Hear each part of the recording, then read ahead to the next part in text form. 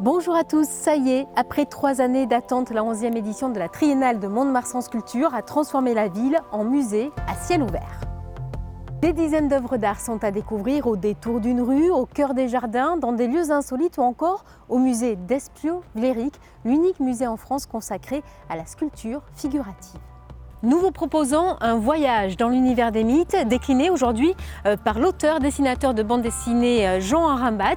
Mais avant cela, découvrons l'œuvre d'un artiste mythique, le maître Auguste Rodin.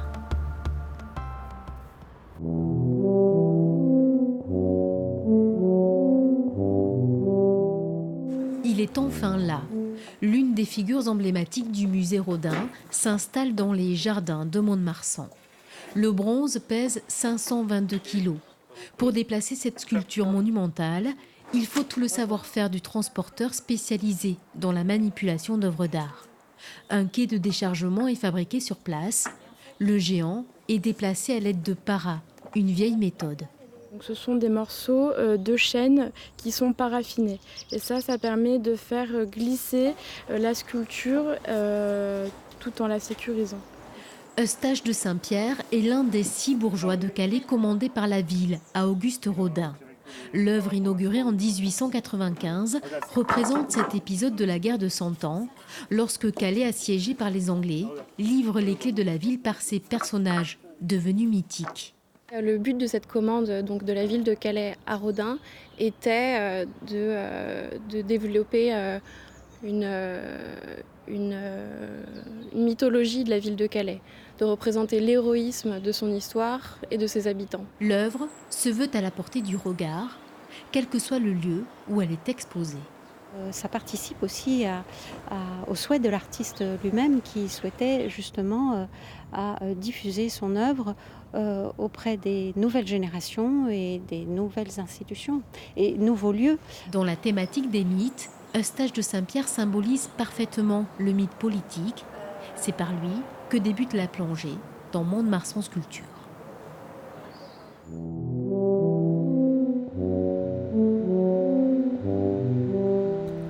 Le premier temps fort de Mont-de-Marsan Sculpture, c'est bien évidemment le parcours d'œuvres d'art en ville.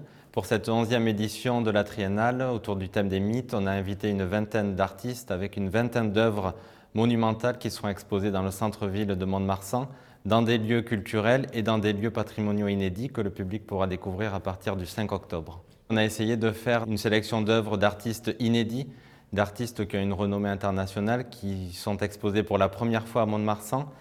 On a également essayé de susciter la curiosité et l'intérêt du public en sélectionnant des œuvres impressionnantes. On aura notamment une œuvre sur la place de la Mairie qui fera plus de 7 mètres de haut. L'originalité de la manifestation, c'est bien évidemment d'aller à la rencontre du public et de sortir des murs du musée.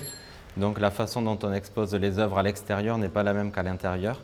Et la sculpture s'y prête bien parce que c'est l'art principalement le plus adepte pour être mis à la disposition du public, être associé à l'architecture par exemple. Alors le parcours de Mont-de-Marsan Sculpture les mythes, c'est quelque chose qu'on peut faire de la façon dont on a envie de le faire. On peut le faire accompagné, en visite guidée, on peut le faire de façon libre, on peut le faire en suivant le parcours qu'on propose autour de 4 axes de visite. L'accès aux collections, aux œuvres d'art, qu'elles soient dans le parcours permanent ou dans les lieux culturels ou dans les centres-villes, est un accès libre, c'est-à-dire gratuit.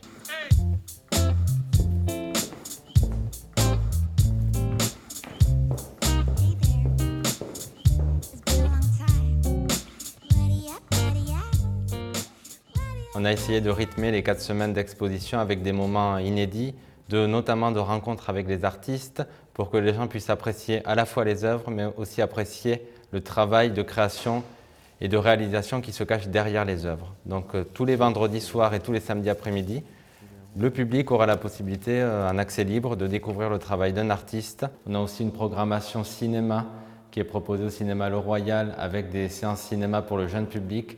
Donc effectivement, qu'on soit en famille, avec sa classe, on peut découvrir la manifestation de façon vraiment inédite et ludique. Cette 11e édition de Mont-de-Marsan Sculpture nous plonge dans l'univers des mythes. Place à l'imagination, alors inspirée. Un mythe, mais je pense pense, mais comme quelque chose de légendaire par exemple. Ça vous évoque quoi les mythes? Ça m'évoque mes cours de français.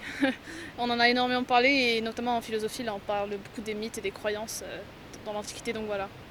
Un mythe, la mythologie, l'Antiquité, les démons, les sorcières, les histoires. Ça vous fait plutôt peur ou c'est quelque chose qui vous Non, fascine? ça m'attire plutôt, les mythes.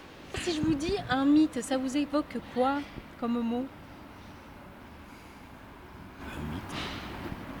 Ben, je sais pas, je vois pas. Je pense quelque chose qui a marqué les esprits de tout le monde et qui, oui, légendaire, je pense que c'est une bonne définition. Qui traverse le temps aussi, pardon, je me permets.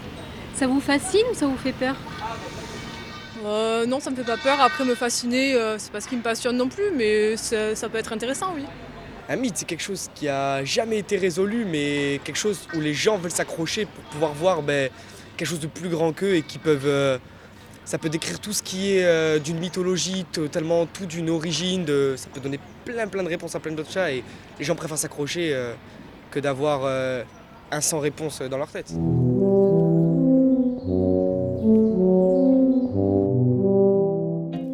Alors, je suis Jean Rambat, je suis dessinateur, ou auteur de bande dessinée plutôt, puisque je fais aussi le texte de mes histoires et les dessins. C'est comme la musique, il faut du bon matériel et du bon papier. Alors, et ça aussi, c'est pas... Ok. Donc là, je dessine Ulysse qui retrouve son chien. C'est une scène que j'aime bien de l'Odyssée. Et c'est un chien qui... Argos, il est maigre, il pue, il y a des mouches autour de lui. Il verse une larme en voyant ce vieux chien et il essaye de ne pas se trahir. Il pose des questions à son serviteur, un mec qui est avec lui et qui lui dit qui est ce chien? Et donc le chien se réveille, frétille un peu et puis il meurt. C'est une scène émouvante qui touche toujours un peu chacun d'entre nous. Là, c'est l'arme d'Ulysse qui, pourtant, il se cache le visage ensuite pour pas pleurer, pour pas qu'on le voit pleurer. Quand j'ai dessiné ça, j'ai passé beaucoup de temps à me documenter. J'ai passé du temps sur l'île d'Ithaque aussi. J'avais bénéficié d'une bourse de l'Institut français. J'avais passé quelques mois là-bas où il y a les restes d'un palais mycénien que les archéologues prétendent décrivent comme le palais d'Ulysse. On ne sait pas trop. En tout cas, c'est un palais qui date de cette période-là, une riche demeure. J'allais traîner dans ces ruines-là. Donc, quand je dessine ça, je pense à ça. J'essaye de me souvenir ces moments-là, ce que ça peut évoquer dans la littérature d'un côté, et puis très concrètement, mes souvenirs de voyage en Grèce, à Ithaque. L'humilité du retour d'Ulysse me parlait beaucoup. Le fait, par exemple, que aussi, il parvient à reconquérir son royaume avec l'aide des plus modestes. Il y a une façon, chez les Grecs notamment, à travers les mythes, mais pas seulement, il y a une façon de voir le monde, ce qu'on appelle une intelligence grecque au monde, qui est toujours pertinente, pas à la lettre, mais dans l'esprit, il y a quelque chose qui me semble bon d'écouter.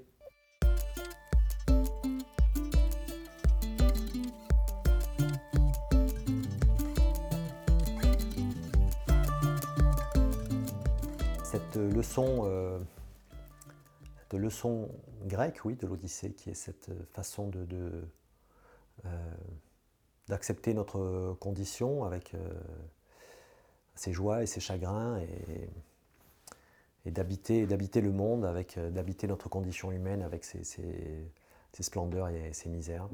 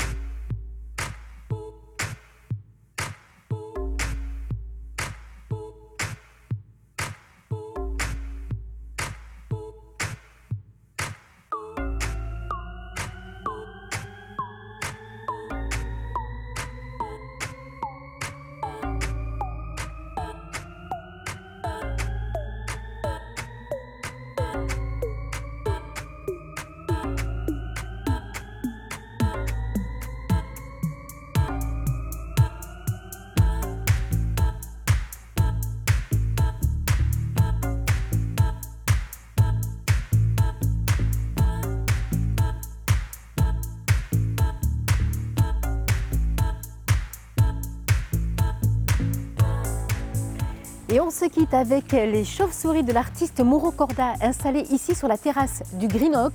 Merci à tous de nous avoir suivis. Je vous donne rendez-vous très vite sur Noah pour un nouveau numéro de Mont-de-Marsan Sculpture.